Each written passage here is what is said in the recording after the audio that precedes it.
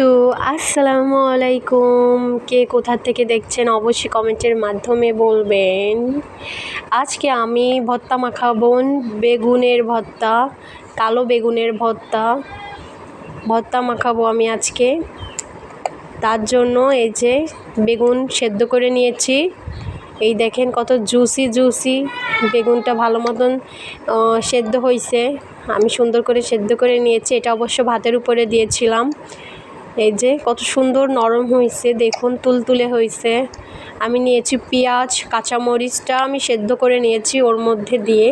এবং এভাবে যদি সেদ্ধ করে নেন, আমার কাছে মনে হয় কি যে বেগুনের সাথে কাঁচামরিচটাই মানায়। ঠিক আছে, কাঁচামরিচটা কিন্তু অনেক স্বাদ। আর শুকনো মরিচ খেয়েও কোনো লাভ নেই, কারণ শুকনো মরিচে কোনো ভিটামিন বা কোনো ভিটামিন সিও নাই। হ্যাঁ, কিছুই নাই, ওর কোনো উপাদানই নেই, খালি ঘ্রাণ, টেস্টটা ভালো লাগে তাই। আর শুকনো মরিচে কিন্তু অনেক উপাদান আছে। তো আমরা কাঁচামরিচটাই আমি বেশি খাই, ওটাই আমার পছন্দ। তো আমরা এই যে একটু পেঁয়াজও বেশি করে নিছি, 1 মুঠ মতন পেঁয়াজ নিছি, নিয়ে ভালো মতন কষিয়ে মাখাবো সুন্দর করে। অবশ্য এক হাতে আমার জিনিস রয়েছে, লবণটা খুলবো কী করে, আগেরতেই মুটকিটা একটু নরম করে থুইছিলাম যাতে খুলতে পারি। এই যে লবণ নিয়েছি, এই যে আরেকটু নিয়ে ভালো মতন মাখাবো, সুন্দর করে মাখাবো। আর এই যে শুরু থেকেই বলে দিই একটা কথা, প্রথমে কাজটা শুরু করার আগে কিন্তু বিসমিল্লাহ বলে নেবেন, ঠিক আছে? এটা যেন মিস্টেক করবেন না, প্রথমে কাজের শুরুর আগে বিসমিল্লাহির রহমানির রহিম বলে নেবেন। এটা একটা টিপস কিন্তু স্বাদ বাড়ানোর। তো যাই হোক, একটু সরিষার তেল দিয়েছি, কিন্তু এটা বলতে ভুলে গেছি, একটু সরিষার তেল দিয়েছি। এই যে সরিষার তেল দিলাম, ভালো মতন মাখাই নেব। দেখেন মাখানোর পরে আর মাশাআল্লাহ সুন্দর একটা স্মেলও আইছে, আবার তাতে করে কিন্তু দেখাও যাচ্ছে অনেক সুন্দর। কতটা সুন্দর দেখাচ্ছে দেখেন তো, কত জুসি একটা ভাব আছে। মাশাআল্লাহ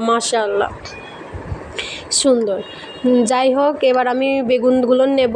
কালো বেগুন কে ভর্তা খান অবশ্যই কমেন্টে বলবেন, কিন্তু আমার কাছে কালো বেগুনটা কেমন জানি না তিতা লাগে। যখন তরকারির মধ্যে করে রান্না করা হয় তখন খুসাটা একটু তিতা লাগে আমার কাছে, কিন্তু ভর্তা করে খেলে কিন্তু ভালোই লাগে। ভর্তাটা সকালে হলো আপনার গরম ভাতের সাথে ভর্তাটা খেতে কিন্তু অনেক ভালোই লাগে, অনেক মজা লাগে।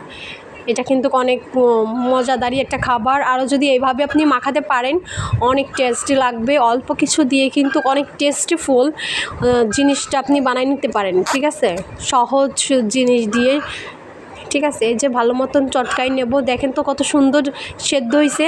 ভাতের উপরে দিলে জিনিসটা কি হবে, ভালো মতন সেদ্ধ হবে। হ্যাঁ, তো আমি সেদ্ধ করে নিয়েছি, ভালো মতনই সেদ্ধ করছি বিধায় এইভাবে সুন্দর করে আমি মাখাতে পারছি। ঠিক আছে, এই যে কত সুন্দর, দেখেই মনে হচ্ছে যে আমি 1 গামলা ভাত খেয়ে ফেলতে পারবো ইনশাআল্লাহ এই ভর্তা দিয়ে। একটু খেয়ে নিলাম, বিসমিল্লাহির রহমানির রহিম। মাশাআল্লাহ। একটু লবণ মনে হয় লাগবে, তো দিলাম। ঠিক আছে, যে যেমন লবণ খায় দেবেন, যে যতটুকু ঝাল খায় দেবেন। 3টে উপাদান দিয়ে কিন্তু সুন্দর করে আপনি ভর্তাটা মাখাই নিতে পারেন। কিন্তু আমার কাছে মনে হয় কি যে এই যে কাজের শুরুতে যদি বিসমিল্লাহির রহমানির রহিম বলেন, তাহলে কিন্তু এই যে সহজ কিছু জিনিস দিয়ে মাখালাম, কত মানুষ ধনেপাতা দেবে নে, আরও কত কিছু দেয়, কিন্তু টমেটো দেয়, এটা সেটা দেয়, কিন্তু আমি কিন্তু এসব কিছুই দেয়নি।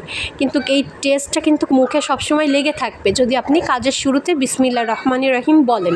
ঠিক আছে, আল্লাহই রহমত দান করে।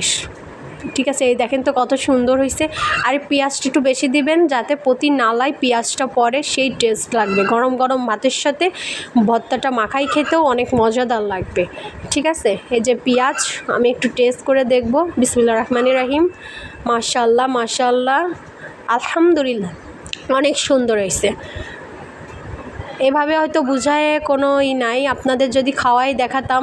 অবশ্য যদি কেউ খেতে চান অবশ্যই আমার বাসায় আসবেন। আর আসাটা যদি কোনো ঝামেলা মনে হয় তাহলে এই যে ভিডিওটা দেখে বাসায় বানাই নেবেন, অনেক টেস্টফুল হবে, খাবেন। বিসমিল্লাহির রহমানির রহিম বলে খাবেন। এই দেখেন তো কত সুন্দর লাগতেছে দেখতে। আমার ফোনটা পুরনো ফোন, ক্যামেরাটা অতটা ভালো না দেখেই আপনার স্পষ্ট যে জিনিসটা একটা আছে না